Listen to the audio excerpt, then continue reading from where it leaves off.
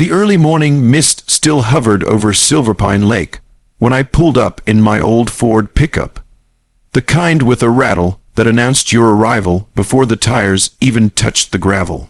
The air was cool and sharp, carrying that earthy scent of damp pine and lakeweed.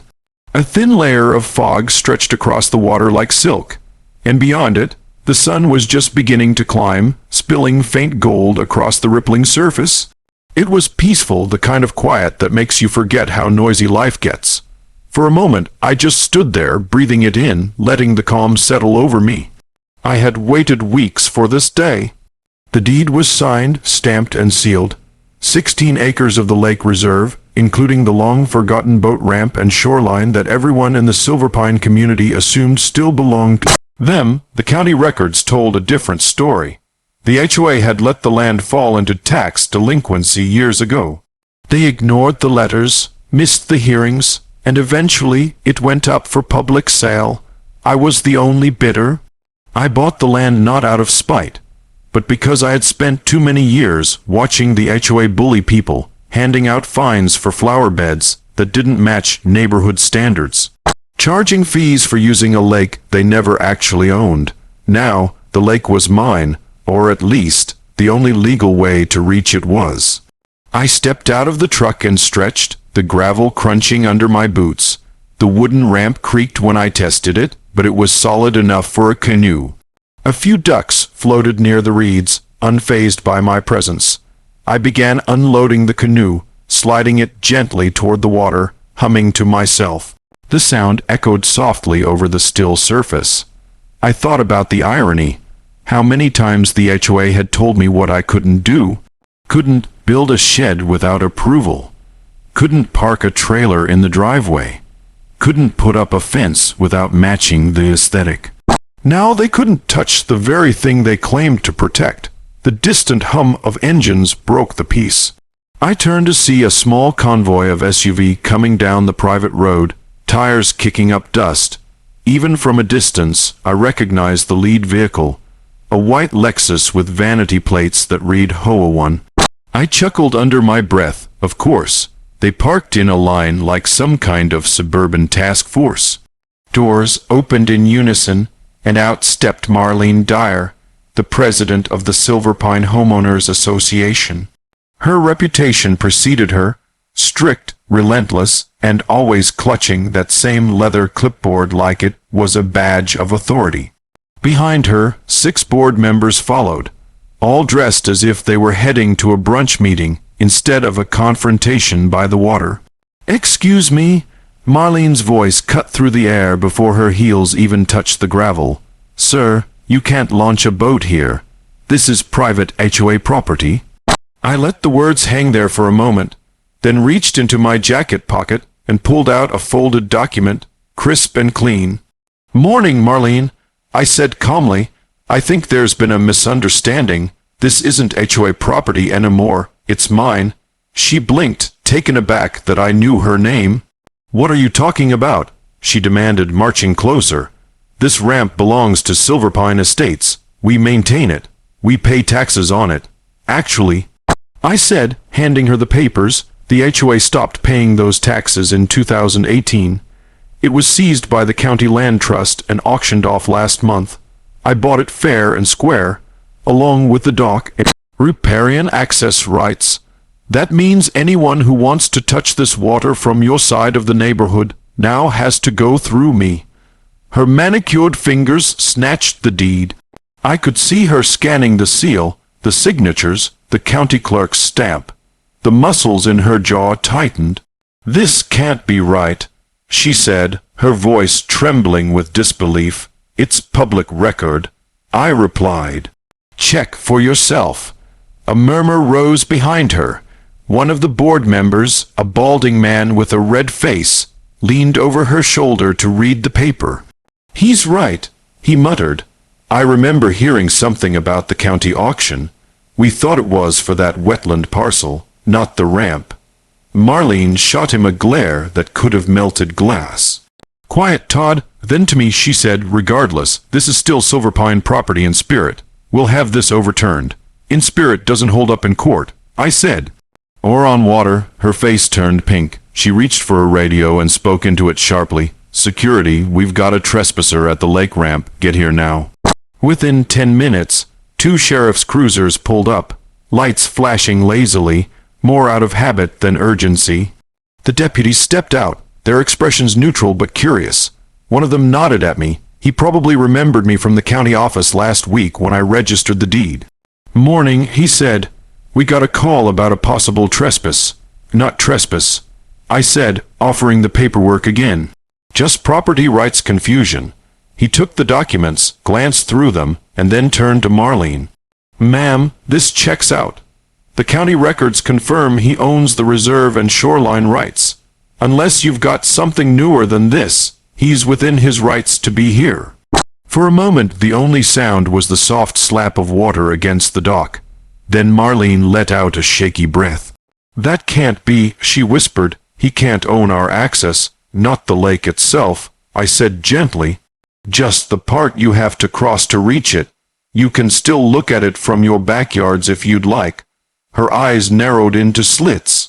"You think this is funny?" I shrugged. "I think it's fair." The deputies exchanged a look, shrugged, and climbed back into their cruisers. "Seems civil to me," one said as they drove off. The HOA board began to scatter, muttering among themselves, their confidence crumbling with each step. Marlene lingered, glaring at me as I pushed the canoe into the water. "You'll regret this," she said quietly, her voice like poison. I met her gaze, unflinching. "Maybe," I said, setting the paddle against the water, "but at least I'll regret it from the middle of my lake." As the canoe drifted out, the mist began to lift, revealing the lake in full. The sunlight caught the surface, turning it to molten gold.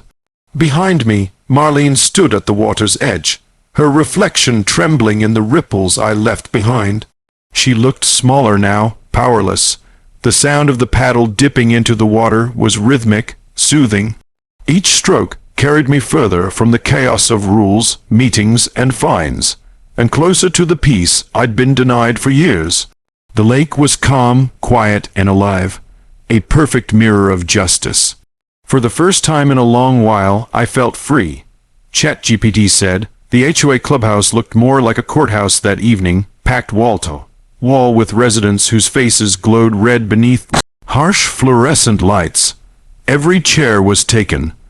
People leaned against the walls, arms crossed, whispering complaints that carried the weight of panic.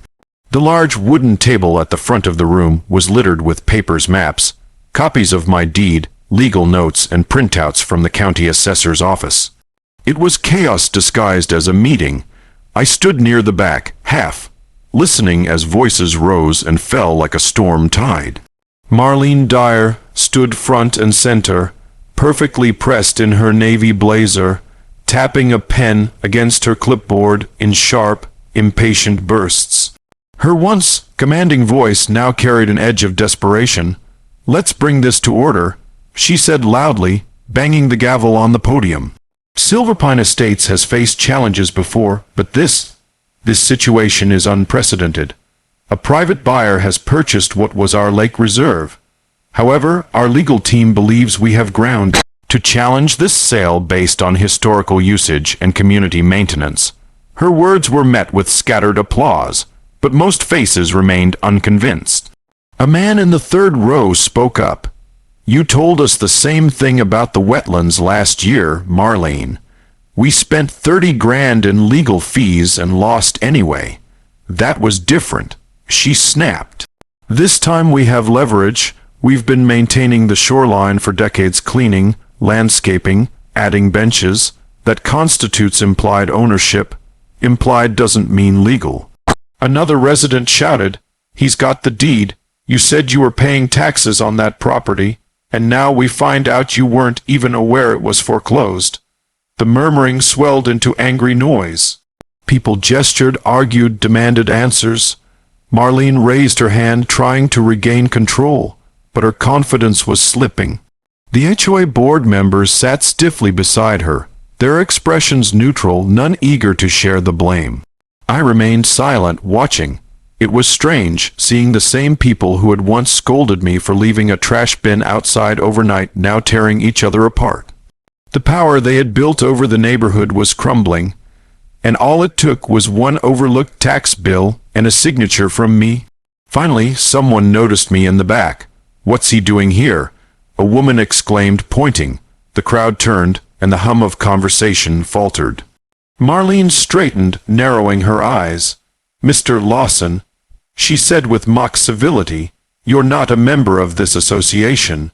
You shouldn't be attending internal meetings." "I was invited," I said calmly. "The county requested that I be present for transparency, since part of this discussion involves my property." The room went silent, except for the faint whir of the ceiling fan. I stepped forward slowly, the hardwood floor creaking under my boots. I could feel dozens of eyes tracking me. Marlene forced a brittle smile. "Since you're here, perhaps you'd like to explain why you think it's acceptable to cut off an entire community from its only water access." I stopped a few feet from the front table, resting my hands in my pockets. "Acceptable? No. Legal? Absolutely. You see, when I bought that parcel, I didn't just acquire the ramp and the shoreline. I acquired the rights of ingress and egress, the only legal points of access. That's not me being cruel. That's me following the law your HOA ignored." Marlene's composure cracked. "You knew what this would do to our residents. Families have been using that lake for years." "I do know," I said softly. "I also know you fined those same families for painting their mailboxes the wrong shade of beige. You banned a kid from fishing because he wasn't a registered household member. You told an elderly couple they couldn't build a ramp for their wheelchair without HOA approval. So forgive me if I don't feel sorry that your private paradise isn't so private anymore." The room murmured again, this time not against me but against her. People exchanged glances. One man near the front, a quiet resident I vaguely remembered from neighborhood barbecues, stood and said, "He's right, Marlene. You've treated us like tenants, not neighbors. Maybe this is the wake-up call we needed." Marlene's face reddened. "You don't understand what's at stake," she barked. "If we lose lake access, property values will plummet. Everything we've built here, our community reputation, it'll all vanish." I tilted my head. "You mean the reputation for control, for telling people how long their grass can be? You've built an empire on rules and fear, Marlene. Maybe it's time for it to vanish." A few people clapped hesitantly at first, then louder. Others murmured approval. The tide was turning. I could see the fury boiling in her eyes. "You're not some hero," she hissed. "You're a manipulator. You bought that land to punish us." I took a deep breath, choosing my words carefully. "No, I bought it because I love that lake. I've lived here for 10 years, and every time I walked down there, I was reminded I didn't belong unless your committee said I did. Now I finally do. Difference is, I'm willing to share." The room quieted again. Marlene frowned, suspicious. "Share? What do you mean by that?" "I mean I'm not heartless," I said. "If the residents want to continue using the lake, we can draw up a share use agreement. $50 a year per household. That's cheaper than your HOA dues, and the money will actually go toward maintaining the water and dock instead of funding fines and newsletters." Gasps rippled through the crowd. A woman in the back whispered, "50, that's it." A man stood up, folding his arms. "I'd pay that tomorrow." Marlene slammed her gavel down. "This is extortion," she snapped. "He's exploiting a legal loophole to hold our community hostage." I met her glare steadily. "No, Marlene, I'm offering access. The same access your HOA denied anyone who didn't follow your rules. Call it extortion if you want. I call it irony." For the first time, I saw something flicker behind her eyes, fear. Not of me, but of losing control. Her grip on the gavel loosened. The board members looked away, embarrassed. The crowd no longer looked to her for leadership. They looked to each other, murmuring ideas, debating what came next. A young father spoke up. "Honestly, I'd rather pay him directly than keep throwing money into HOA lawsuits." That did it. The fragile unity shattered. Voices rose in argument, some shouting in Marlene's defense, others accusing her of negligence.